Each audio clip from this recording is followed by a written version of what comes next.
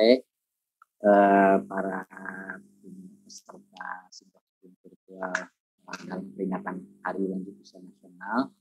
Pada kesempatan ini saya akan berbicara tentang khususnya infeksi ini, tentang pneumonia, walaupun memang ada sedikit juga tentang vaksinasi berbagai infeksi yang lain. Nah, jadi pneumonia itu apa sih artinya? Jadi pneumonia itu infeksi paru, ya. Jadi infeksi yang disebabkan oleh bakteri, virus, atau jamur atau apapun yang bisa merusak atau menginfeksi paru dan menyebabkan peradangan. Peradangan ini ibaratnya seperti luka, ya. Luka, nah di situ ada reaksi peradangan, nantinya akan menyebabkan demam, kemudian sesak nafas, dan apabila berat, infeksi ini bisa menyebabkan kematian. Nah itu, jadi terutama pada sekarang ini kan lagi pandemi COVID-19 itu virus. Tapi sebelum COVID sebenarnya pneumonia ini itu termasuk infeksi yang paling sering terjadi pada lansia. Bahkan kalau saya pengalaman pribadi di rumah sakit itu kita rata-rata sering itu merawat lansia itu penyakit akutnya itu infeksi paru atau pneumonia. Jadi itu ya, jadi paling sering itu memang lansia itu sakit. Cuman yang menjadi masalah adalah bukan saja kenapa kok terjadi infeksi. Nah itu yang lebih penting. Kenapa kok seorang lansia itu cenderung gampang infeksi paru gitu. Ya, jadi kita harus juga paham agar kita bisa mencegah gitu ya. Mencegah bagaimana terjadinya biar tidak terjadi infeksi, karena kalau sudah terjadi infeksi tidak jarang tadi ya resiko kematian, kemudian kecacatan akibat infeksi itu komplikasinya banyak. Jadi lebih baik kita mencegah. Nah, maka dari itu kita harus tahu juga apa arti dari lansia dan mana sih lansia yang berpotensi atau memiliki risiko tinggi terjadinya infeksi paru. Nah, sebelumnya kita mengingatkan lagi yang sudah tahu, mungkin yang sudah sering hadir di acara-acara simposium geriatri ID ya, diselenggarakan oleh Pak Andi dan kawan-kawan. Nah, ini bedanya lansia dan geriatri. Kan sering geriatri ya. Apa sih geriatri itu? Jadi geriatri itu lansia yang usianya tentunya di Indonesia itu disebut lansia itu 60 tahun. 60 tahun atau lebih tua dari itu, yang memiliki berbagai permasalahan kesehatan yang bisa mengenai aspek biopsikososial. Ya, nah itu. Dan seorang lansia yang memiliki masalah kesehatan ini, ya, itu biasanya memiliki ciri-ciri tertentu yang tipikal atau yang khas. Dan tidak semua lansia seperti ini lansia yang disebut geriatri, yaitu biasanya dia multipatologi. Multipatologi itu apa? Banyak penyakitnya, ya, terutama penyakit kronik atau penyakit menahun. Misalnya dia ada penyakit jantung, ya, baik gagal jantung atau penyakit jantung koroner, atau misalnya penyakit paru obstruktif kronik, ya, penyakit bronkitis lah disebut orang awam, ya. Dulunya mungkin merokok, ya, akhirnya jadi sesak nafas, atau penyakit misalnya hipertensi kronik, hipertensi esensial, ya, tekanan darah tinggi, kemudian juga bisa ada diabetes mellitus, kemudian bisa ada juga penyakit ginjal kronik, penyakit sendi, penyakit yang lain, misalnya penyakit kanker, ya, dan lain sebagainya, ya, penyakit yang menahun. Nah, biasanya lansia itu memiliki berbagai penyakit, bisa lebih dari satu. Ya. Kemudian kalau sakit, ya, karena infeksi, misalnya infeksi paru, itu awalnya tidak menampilkan gejala yang khas seperti orang dewasa.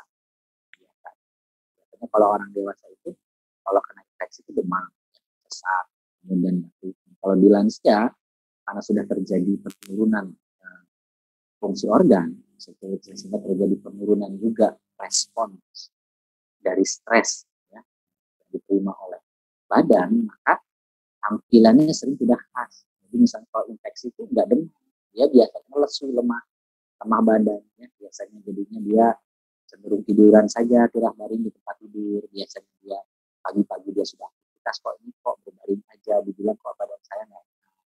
Lama-lama nafsu makannya turun, dan mau makan atau makan sedikit. Ya. Kemudian sering juga tidak jarang ada gangguan kesadaran, delirium. Nah, jadi bicaranya kadang tidak nyambung atau terjadi misalnya dia bingung waktu dan tempat atau disorientasi misalnya. Ini saya di mana atau misalnya pagi disangka malam, malam disangka sudah siang. Nah, ini bisa jadi tanda-tanda dari suatu infeksi paru misalnya. Jadi gejala tidak sehat. Yang ketiga itu tadi ya, cadangan organ itu sudah menurun. Jadi kalau kita ini organ punya cadangan, seperti kita punya uang ada tabungan di bank gitu ya. Nah, organ-organ juga ya, organ jantung, paru dan lain sebagainya, hati, usus, semuanya otak itu punya cadangan. Dipakai apabila dalam keadaan stres, misalnya infeksi yang berat. Nah, kalau terjadi infeksi yang berat, cadangan ini menipis. Kalau orang tua sudah tipis ya cadangan. Sehingga kalau dipaksakan habis cadangannya, jadi apa? Jadi gagal organ. Nah, gagal organ, gagal nafas. Nah, ini yang bisa menyebabkan kematian biasanya. Kemudian juga tidak jarang pasien-pasien ini dalam aktivitas sehari-harinya memerlukan bantuan dukungan. Itu disebutnya status fungsionalnya terganggu, misalnya jalan harus pakai tongkat gitu ya. Ini ciri-ciri orang geriatri ya. Sudah menurun ya, fungsi-fungsi fungsional. Ya. Kalau makan misalnya giginya sudah tanggal dari pakai gigi palsu gitu, ya. Dan lain-lain sebagainya. Kemudian ada juga gangguan gizi. Ada gangguan gizi biasanya. Tadi ya karena ada berbagai macam penyakit, fungsi-fungsi organ sudah menurun. Nah, ini biasanya gangguan nutrisi, dia makannya misalnya tidak teratur, kurang, jadi malnutrisi, kurang gizi. Ini ciri-ciri orang pasien geriatri. Nah, orang seperti inilah yang tadi cenderung gampang terjadinya infeksi. Jadi kalau geriatri ini hati-hati. Jadi kalau kita punya orang tua di rumah, apanya lansia sehat, apa lansia geriatri. Nah, tadi yang sudah di depan itu ada video ya, Dr. Purwita ya, luar biasa sekali sudah meluncurkan aplikasi namanya Asli gitu ya. Jadi cara itu memang sangat-sangat membantu. Saya sudah pernah coba juga aplikasi sangat membantu sekali. Jadi pendekatannya secara komprehensif. Kenapa sih di lansia itu harus komprehensif? Memang yang lain nggak komprehensif itu juga pertanyaannya. Memang kalau dewasa muda nggak komprehensif gitu. Ya jadi sebenarnya sih semua juga komprehensif, cuman ya di lansia lebih komprehensif lagi ya, jadi pendekatannya lebih khusus. Kenapa? Lansia itu agak unik gitu, ya, bukan cuman biologiknya terganggu, biasanya ada psikologiknya dan juga sosial. Nah, gimana yang dewasa muda, yang lebih muda biasanya nggak jarang atau tidak lebih tidak sering ya terjadinya gangguan psikologis atau sosial. Misalnya seorang yang lebih muda mungkin masih punya pekerjaan, masih punya ya penghasilan ya, dan juga status fungsional masih baik, jadi psikologisnya juga baik, dia juga jarang ada depresi, loneliness ya tadi seperti pekerjaan pianis ya, loneliness ya, dia nggak punya siapa-siapa di rumah, anak-anaknya sudah besar, itu jarang. Biasanya kalau dewasa kan dia masih ada cucunya, anak-anaknya masih ada. Dan jadi ini jarang ada masalah. Nah, di lansia ini biasanya ada ya, masalah sosial, ya masalah biologik. Ini semua nanti saling berinteraksi, saling mempengaruhi satu sama lain, tumbang tindih, beririsan satu sama lain, sehingga ini semua bisa mempengaruhi status kesehatan seorang lansia tersebut. Ya. Nah, status kesehatan ini nanti menentukan kemandirian pasien tersebut. Ya, kemandirian itu artinya tidak tergantung dengan orang lain, tidak tergantung dengan alat, tidak tergantung dengan bantuan orang. Nah, kalau misalnya biopsikososial yang baik, maka tentunya lansia ini jadi yang sehat. Dia menua dengan sehat. Tapi kalau misalnya salah satu dari aspek ini terganggu, bisa saja nanti lansia ini menjadi pasien lansia yang geriatri dan bisa terjadi namanya Breuer syndrome ya, atau penyakit atau bukan keadaan kondisi lansia yang disebut sebagai kerentanan atau kerapuhan. Ya kalau orang Indonesia bilangnya tua renta. Ya kasarnya tua bangka. Enggak boleh ya. Tua renta. Jadi dia gampang sakit, lemah gitu ya. Keadaannya kalau renta tuh lemah. Jadi dia gampang sakit. Nah, ini yang kita ingin cegah. Tapi tentunya kita juga harus gimana ya? Harus bagaimana kita ini mencegah jangan sampai jadi tua renta tersebut, dan ini bisa dicegah. Dan apabila sudah terjadi kerentaan bisa diobati, ya. Jadi di konsep zaman dulu ya, tua renta ini udah biasa, udah tua, udah renta, itu udah ketinggalan zaman. Sekarang dengan kemajuan ilmu kedokteran, khususnya banyak sekarang yang menekuni khusus bidang lansia tadi geriatri, maka kerentaan ini ternyata sesuatu yang bisa di-manage, ya, bisa di-treat, bisa diobati, bisa direversible, keadaannya bisa di-reverse, ya, dikembalikan, ya. Nah, makanya kita harus terus belajar ilmu masyarakat awam maupun dari latar belakang kesehatan. Nah, ini pneumonia ini lansia sangat rentan tadi. Nah, kenapa nih? Ada gangguan refleks muntah dan batuk, ada imunitas yang lemah, kemudian ada apa lagi nih? Ada gangguan respon pengaturan suhu, ya. Kemudian ada apa lagi? Penyakit jantung dan paru, ya. Nah, ini tadi sebut juga Rayleigh syndrome, ya. Nah, ini ada keadaan-keadaan ini. Ya, kenapa sih tadi orang infeksi paru gampang banget di lansia, kena COVID itu paling gampang. Ini biasanya udah ada refleks muntah batuknya menurun, mungkin karena sudah ada apa? Ada gangguan syaraf, ya. Misalnya ada stroke, ya, orang stroke itu biasanya suka ada gangguan refleks muntah dan batuk. Jadi selain gangguan bergerak, ya, atau motorik, ya, dan imunnya, sistem imunitas melemah, ya. Jadi ada gangguan limfosit, memori, sel memori imun, memori limfosit B, terus limfosit T juga sebenarnya, ya, semuanya sudah terganggu. Nah, biasa ada penyakit jantung, paru, ya, tadi komorbid. Nah, jadi respon inflamasi juga berkurang. Nah, terutama ini ada kerentanan, ya, di tua dan tua. Nah, ini kita juga mengenal ini namanya sindroma geriatri. Apa sih sindroma itu? Artinya sindroma itu kumpulan-kumpulan dari keadaan, gejala, dan penyakit yang berkumpul pada satu orang, ya. Nah, disebutnya sindroma geriatri apa? Masalah-masalah kesehatan yang lazim dikeluhkan atau kita dapatkan di lansia. Misalnya apa? Pasiennya imunodefisiensi, ya, orangnya sistem imunnya menurun. Kemudian dia gampang kena infeksi. Pokoknya ini semuanya I awal, bahasa Inggris, ya, infection, immunodeficiency. Terus ada juga apa ya, misalnya dia instability, gampang jatuh, nggak seimbang, immobilization, nggak bisa bergerak, gerak baring, intellectual impairment, gangguan kesadaran, atau juga misalnya ada kepikunan, ya, kepikunan, gangguan memori, gangguan berpikir, ya, ada demensia, ya. Kemudian impairment of vision and hearing, tidak bisa melihat, tidak bisa mendengar, ya. Kemudian depresi, ya, isolation, ya, dari bahasa Inggris isolasi, merasa sendiri, ya, loneliness. Inanition ini adalah suatu gangguan gizi, ya, atau malnutrisi. Jadi semuanya ini sindroma geriatri. Nah, ini semua berkumpul disebut sebagai, kalau ada satu atau lebih, ini bisa dirangkum menjadi suatu keadaan yang lebih besar, namanya sindroma geriatri. Satu ini disebutnya Rayleigh syndrome, ya, dan juga komponen otot yang terganggu, utama dari Rayleigh syndrome atau kerapuhan atau rentan, itu sarkopenia, ya, sarkopenia. Nanti kita bahas sedikit, yaitu massa otot dan kekuatan yang menurun pada lansia. Nah, ini penting sekali. Kenapa? Komponen otot penting, ya, hubungannya dengan infeksi. Ya, tadi ya, renta ini apa? Kenapa kalau renta ini terjadinya peningkatan kerentanan untuk timbulnya kematian atau terpapar terhadap stresor itu penyakit atau infeksi. Nah, lansia yang renta itu mudah mengalami sakit hanya dengan stresor yang ringan, misalnya cuma batuk pilek awalnya, ya. Kalau di anak muda ada batuk pilek udah aja 2-3 hari sembuh, ya. Kalau di lansia bisa berlanjut, ya, nantinya yang tadi infeksi saluran nafas atas, ya, cuma batuk saja, lama-lama turun ke bawah jadi infeksi paru. Ya, ini sering terjadi, ya. Tertular biasanya dari yang muda, ya, misalnya yang anggota di rumahnya sakit batuk pilek, itu lansianya kena dan akhirnya lansianya dirawat, yang mudanya sih sembuh, gitu.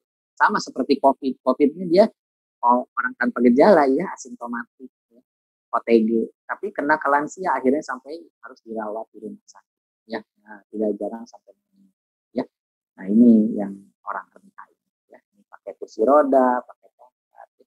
Rentan frailty merupakan suatu proses yang sejalan dengan menurunnya kapasitas fungsi tubuh pada proses ya akibat proses menua yang tidak baik. Jadi menua dengan sakit, nah, bukan menua dengan sehat. Ya. Nah sekarang ini kita juga bahas definisi sarkopenia. Tadi saya bilang orang renta itu paling sering terjadi apa ya? Terjadi ini renta itu lemah. Lemah itu apa? Lemah ototnya. Ya massa dan fungsi otot rangka. Ya. Akibat menua dan kondisi penyakit lainnya akhirnya jadi lemah nih otot, gangguan gizi lah, ada penyakit jantung, penyakit paru, kena juga nanti ototnya. Selain juga menua, ini adalah gambaran otot paha ya dipotong secara melintang melalui imaging atau pencitraan CT scan namanya komputer ya. Nah ini tulang tengahnya ini sumsum tulang ya, ini ada otot di sini lemah. Nah, yang normal tuh seperti ini ya, ini otot paha, ya ini ototnya, lemaknya sedikit, ini yang hitam ini lemak sekitar di bawah kulit. Ini di bawahnya lagi adalah otot. Ya. Jadi ototnya lebih banyak daripada lemak. Kalau makin tua itu ototnya mengecil itu ya, ini lemaknya jadi banyak tuh, ya.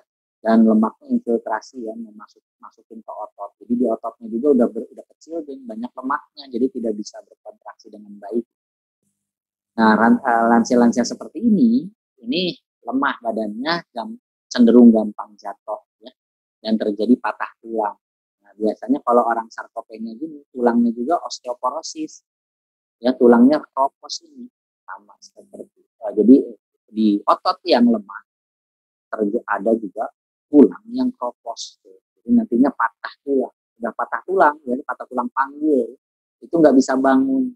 Nah, namanya sindrom Maguire itu imobilisasi, nggak bisa kemana-mana. Nah, udah nggak bisa bangun, ini biasanya berlanjut nanti jadi infeksi paru. Nah, ini seperti begitu. Ini jatuh, terus patah, ya, terus tiduran aja.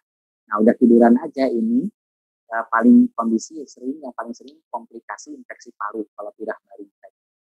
Jadi hati-hati ya kalau sudah tirah baring saja, ini aliran darah, ya, kemudian jantung, mukus, phlegm ya, yang selain dari paru itu jadi tidak lancar keluar. Nah ini jadi cenderung gampang bakteri itu masuk ya. Apalagi gangguan refleks batuk, menelan dan sebagainya ya, atau kesadarannya jelek terganggu ya. Ini jadi nanti infeksi paru. Nah, ini yang nanti dirawat ini tuh ya. Begitu ya Bapak-bapak Ibu. Jadi kalau orangnya tua renta itu nanti jatuh patah tulang, terus nanti tiduran aja karena nggak mau dioperasi. Ada tua dok, kasihan dioperasi lagi. Nanti malah tambah parah kalau nggak dioperasi. Jadi akhirnya kena infeksi paru. Atau belum jatuh pun misalnya kena infeksi paru.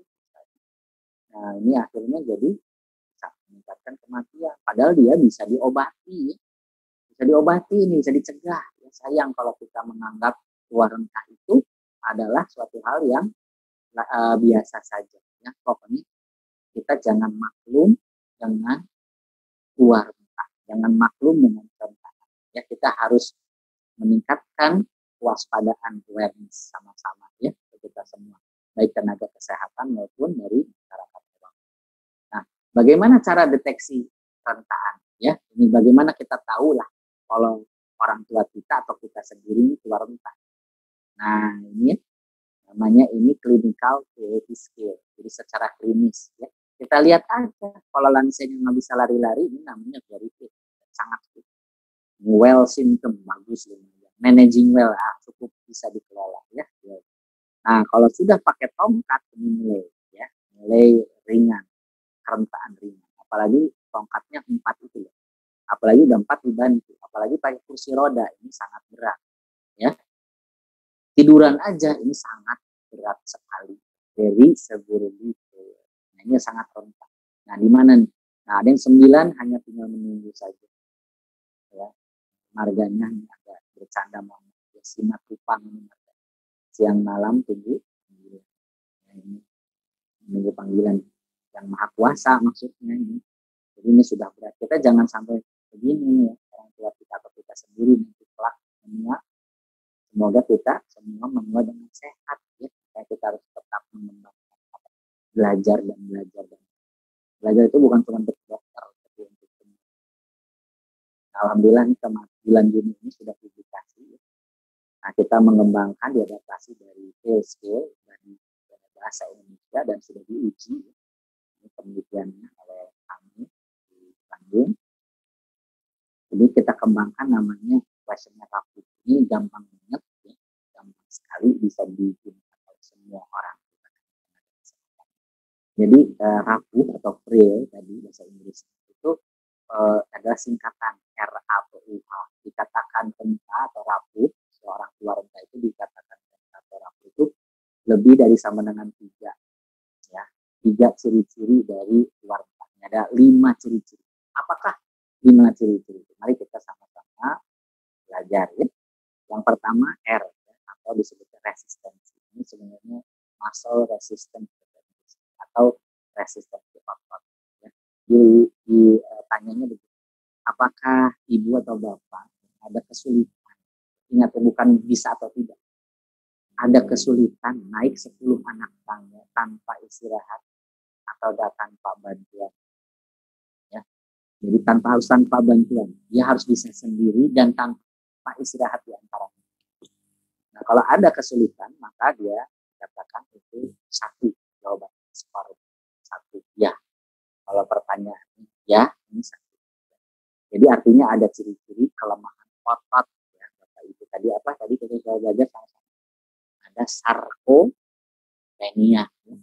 Ini penyakit baru. Mungkin kalau hipertensi, diabetes sudah tahu ya. Nah, ini khusus di lansia. Namanya sarkopenia. Ini penyakit ya.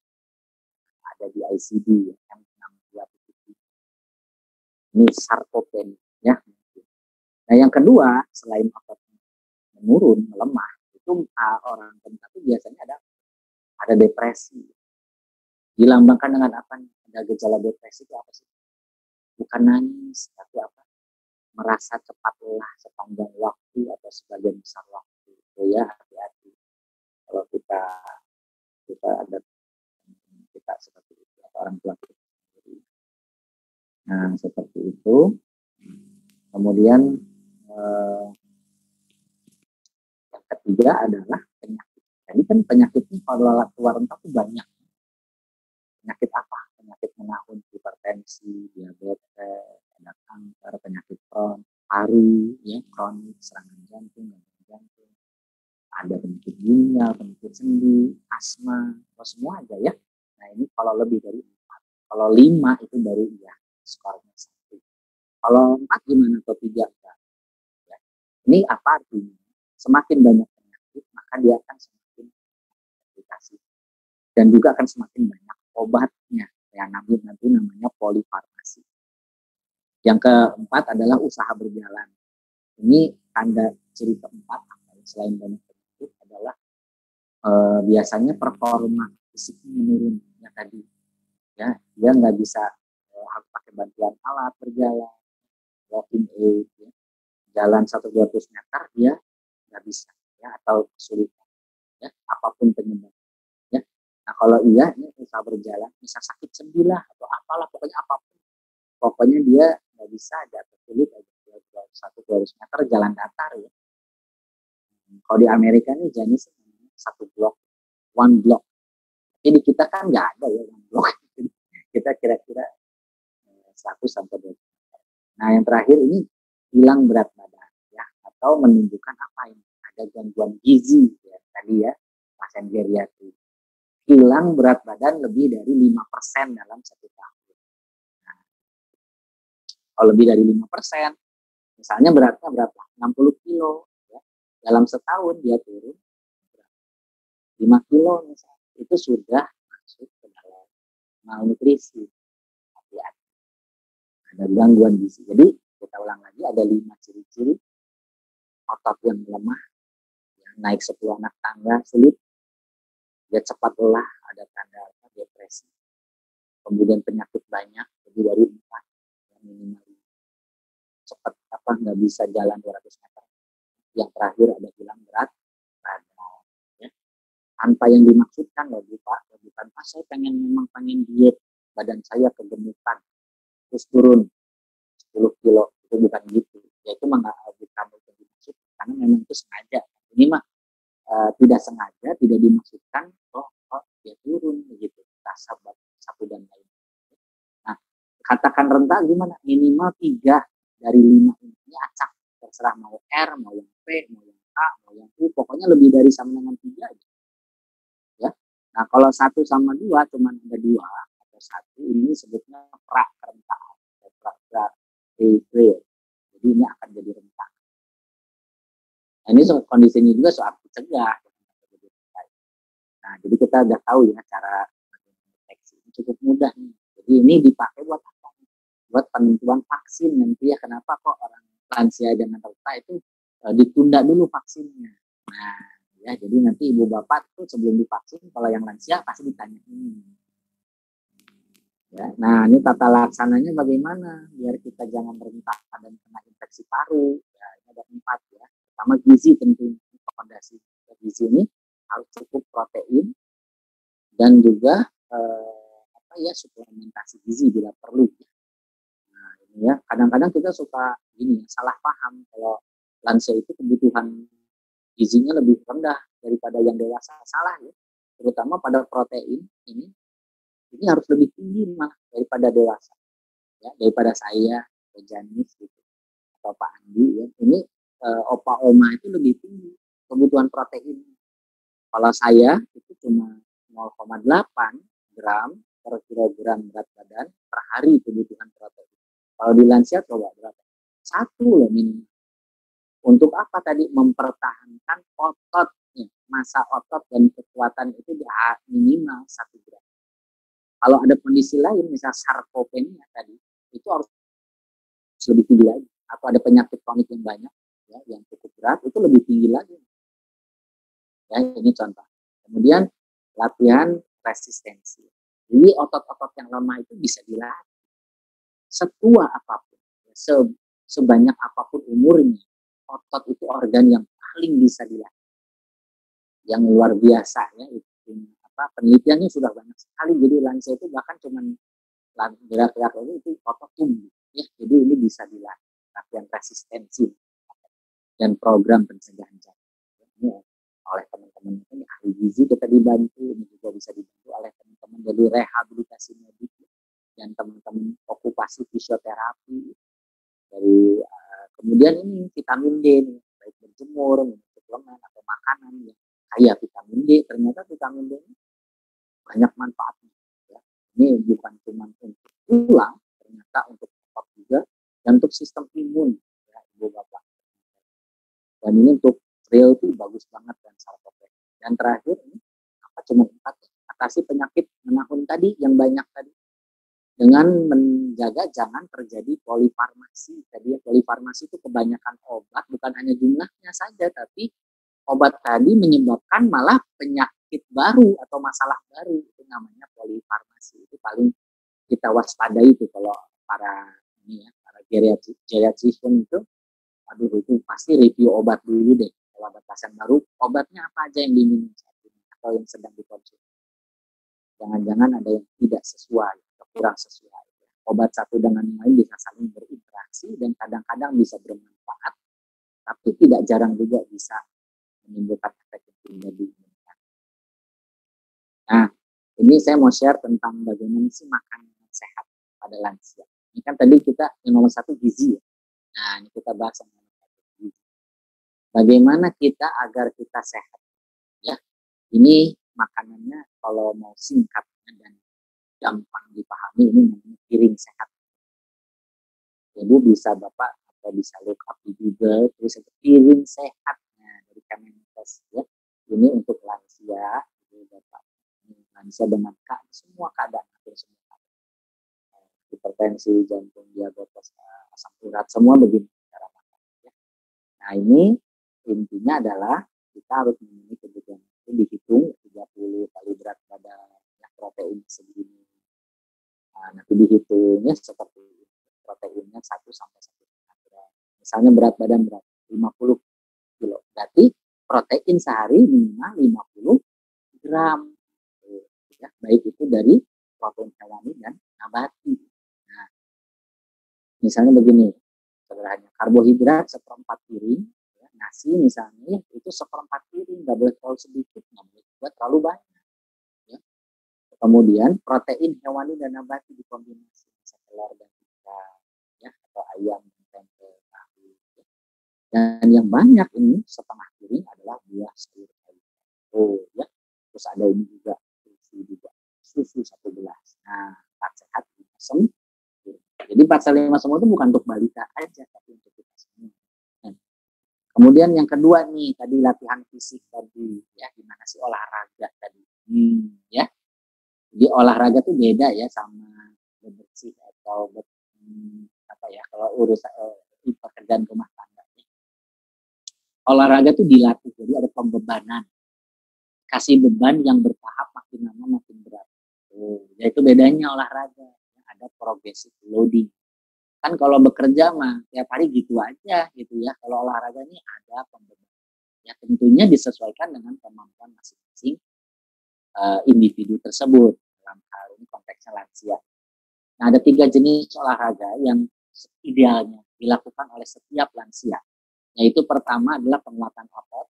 Yang kedua adalah penguatan stamina, yang ketiga adalah fleksibilitas.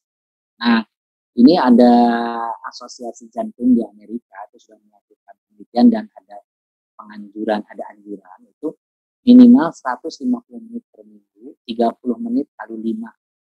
Jadinya 30 menit setiap hari selama 5 hari dalam setengah. Nah, jenis olahraganya divariasi. Ada hari ini misalnya 30 menit penguatan otot, besoknya penguatan stamina atau kardio, ya, endurance, yang ketiganya kelenturan. Atau dikombinasi dalam 30 menit itu, boleh. Atau dok saya pengen 50 kali 3, boleh. Saya udah kuat kok 30 menit, terlalu bentar, pengen 45 menit atau 1 jam, boleh. Itu semua tergantung, ini kan minimal, ya. Nah, nanti gimana jenis-jenisnya, ya. Saya tuh udah punya YouTube channel, namanya Lazuardi,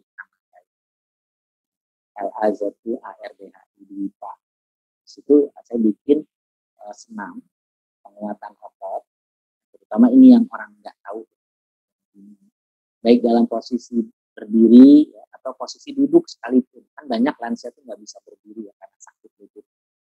Nah, bisa loh menguatkan otot dengan posisi duduk. Ya. Nanti ada bantuan pakai botol aqua, pakai elastic band, pakai karet, atau pakai apapun, dumbbell, atau pakai badan sendiri, ya, macam-macam. Nah, kalau stamina nih udah cukup awam, ya, orang-orang udah cukup tahu, familiar. Misalnya apa sih kardio itu lari, misalnya jogging, berenang, naik sepeda, ya ini kardio. Senam aerobik misalnya, senam jantung sehat, ya, tapi yang otot jarang. Padahal kita harus ini, ya. Ini bukan cuma lansia, yang muda-muda juga harus melakukannya. Jangan udah umur tua baru melakukan, bukannya terlambat, tapi langkah lebih baiknya dilakukan sedini mungkin, begitu ya. Yang lansia aja bisa bermanfaat, apalagi yang lebih muda. Ya. Nah, yang terakhir ini ya, jadi sendi-sendi juga sering kaku-kaku ya. Kita sendi-sendi pada semakin tua ya. Jadi ini harus dilenturkan ya, pendinginan ya. Pokoknya setiap sendi itu harus di stretching. Nah, yang ketiga vitamin D ya. Vitamin D ini ada di ikan, kacang, telur ya, macam-macam, keju ya, susu ya. Nah, atau bisa melalui berjemur ya, jam 9:25 menit, jam 11 sampai jam 1 siang, cukup 7,5 menit, jangan lama-lama nanti gosong. Ya. Jadi cukup jam 9:25 menit saja. Ya, dibuka aja ada lengan atas. Enggak usah telanjang. Nah, yang dosis vitamin D juga dianjurkan tetap ya, walaupun memang makannya bagus atau berjemur rutin, tetap kadang-kadang di lansia itu kurang vitamin D. Jadi suplementasi vitamin D3 ya, 400 sampai 800 unit itu dianjurkan ya. Nah, kalau lebih bagusnya dicek di laboratorium ya, vitamin D. Terutama tadi pasien lansia yang rentan ya, itu sebaiknya dicek vitamin D. Nah, kalau rendah ya, di bawah 30 ya, defisiensi atau insufisiensi, ya, itu dianjurkan konsultasi dulu ke dokter biar mendapatkan suplementasi dengan jumlah dosis yang tepat. Kadang-kadang sekarang tuh pasien langsung minum aja kelebihan, ya bisa kelebihan. Kalau kelebihan juga nggak bagus.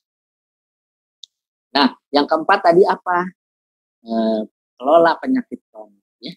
Penyakit jantung, kanker, penyakit paru, stroke, Alzheimer itu pikun, ya. Diabetes, penyakit ginjal, ini semua adalah penyakit-penyakit menaun yang bisa kita kelola, ya, yang bisa diatur, dikontrol. Ya, jadi ini nanti ini bisa membaik. Misalnya penyakit jantungnya kita obati, kita kontrol, ya, kemampuan jantungnya meningkat. Nah, tentunya jadi gimana? Si pasien lebih bertenaga, nggak cepet capek, ya. Akhirnya jadi gimana? Kerentaannya jadi hilang. Oh, ya, jadi ini bisa kerentaан tuh. Oh, penyebabnya jantung komponen utama. Atau ada penyakit paru, bengek gitu ya, atau asma. Asmanya diobati, dia jarang kambuh. Nah, jadi aktivitas sehari-harinya meningkat, ya. Atau penyakit pikun sekalipun itu ibu bapak, penyakit pikun itu termasuk pikun yang bisa dikelola sama seperti penyakit jantung atau penyakit diabetes. Nggak ada bedanya. Jadi nggak ada nggak bisa diobati dalam artian dikembalikan menjadi normal muda seperti muda sel-selnya itu nggak mungkin, tapi dikelola bisa, dihambat perburukannya bisa. Ya, penyakit ginjal pun seperti itu. Nah, ya untuk tentunya saya mengingatkan ya tidak ada. Sore Dokter Adi, mohon maaf dok, izin mengingatkan dok waktunya sisa 5 menit lagi. Terima kasih. Ya, oke, terima kasih Dokter James. Nah, yang terakhir ini obat ini ya tidak ada obat yang diminum seumur hidup ya. Nggak semua obat harus bisa seumur hidup minum obat, itu suka salah paham. Banyak orang-orang yang minum obat berarti aja beli obat sendiri nggak usah kontrol. Nah, itu salah. Kadang-kadang nggak semua obat itu tetap dilanjutkan. Kadang ada yang dikurangi dosisnya, ada yang disetol, ada yang ditambah tergantung kondisi saat itu. Karena orang itu manusia itu dinamis. Seperti itu, jadi bukan obatnya, tapi kontrol hidup atau penyakit kronis. Ya. Nah, ini juga nih, singkat aja, penyakit infeksi paru itu selain tadi kerentaan, itu juga harus memerhatikan kesehatan mulut, ya. Banyak namanya serostomia. Serostomia itu air liur berkurang, jadi menelan itu susah. Makan tuh harus pakai kuah, harus pakai air gitu ya, jadi air turun atau makan. Dan orang rumah tuh repot kalau harus menyesuaikan dengan orang lain. Jadi akhirnya jadi malnutrisi. Nah ini ya akhirnya jadi ada infeksi lah, ada masalah penyakit ya, gigi tanggal dan sebagainya. Dan ini ya kesehatan kebersihan gigi ini penting. Jadi ini harus ada obat kumur, obat chlorhexidin ini untuk antiseptik seperti itu ya. Dan ini juga membantu ya gigi, sikat gigi, ya karang-karang gigi nih. Ya ini karang-karang gigi ini sumber bersarangnya kuman. Jadi itu yang nanti bisa jadi. Nah, vaksinasi ini terakhir ya, karena waktunya. Ini ada jadwalnya masih dewasa. Mungkin tadi pagi juga sudah oleh Dokter Kuncoro. Tapi kita ulang lagi, yang perlu itu influenza, ya ini all dari usia 19 sampai lansia itu dianjurkan, dan juga pneumonia. Vaksin pneumonia ada 2, pneumonia 13, ada yang 23, ya, yang dua-duanya di atas 50 tahun, ya. Yang 23 di atas 60. Jadi lansia ini 1 dosis aja. Jadi seumur hidup sekali. Kalau influenza, flu itu setahun sekali, ya. Nah, ini sangat kita anjurkan. Yang lainnya juga herpes, ya, itu juga seumur hidup sekali, ya. Ada banyak nih ya. Kita lanjut lagi. Nah, ini kita harus pencegahan infeksi paru adalah influenza dan ya. Nah, ini kita lanjut aja karena waktu juga ya. Nah, ini tadi ya vaksinnya ada yang 13, ada yang 23 ya. Nah, flu juga ada yang trivalen, ada yang quadrivalen, dua-duanya bagus ya. Jadi ini sudah tersedia semua, ada di ya. Nah, ini mereknya ya, seperti ini ya. Nah, itu perlu konsultasi juga. Vaksin pneumokok ya. Jadi dari Sanofi nomor 23 karena vaksin influenza ya, macam-macam kedua virus ya. vaksin. Ya, nah ini yang COVID juga ada vaksin. Sekarang Sinovac, ini yang sudah jadi program pemerintah, AstraZeneca, dan Sinovac. Nah, intinya adalah apa yang mempengaruhi efektivitas vaksin tadi, baik vaksin flu, vaksin pneumonia, atau vaksin COVID. Ini adalah keadaan apa ini? Polifarmasi, malnutrisi, penyakit kronik, apa ini dari kita? Adalah sindroma Revie atau kerentahan rapuh. Jadi kalau orangnya kerenta atau rapuh, ini tidak efektif vaksin. Dan juga efek samping meningkat, makanya ditunda dulu, jangan divaksin dulu kalau vaksin COVID ya, terutama ya. Jadi diobati dulu nih biar kita efektif vaksin ya. Nanti kalau udah diobati Revie sindromnya, baru oma-oma itu diperkenankan boleh vaksin. Nah, ya kesimpulan seperti ini ya, pandemi itu masalah ya, kematian meningkat dan bisa dicegah dengan apa tadi? Melalui sindroma kerentahan ya. Kita cegah dengan gizi yang baik, olahraga, vitamin D, dan kelola penyakit kronik yang menakutkan ya. Kemudian dilakukan vaksin flu, pneumonia, dan vaksin buat COVID. Itu saja mungkin kami waktu juga, nanti kita lanjutkan ke sesi tanya jawab. Jika ada waktu, saya kembalikan ke Dr. James. Terima kasih.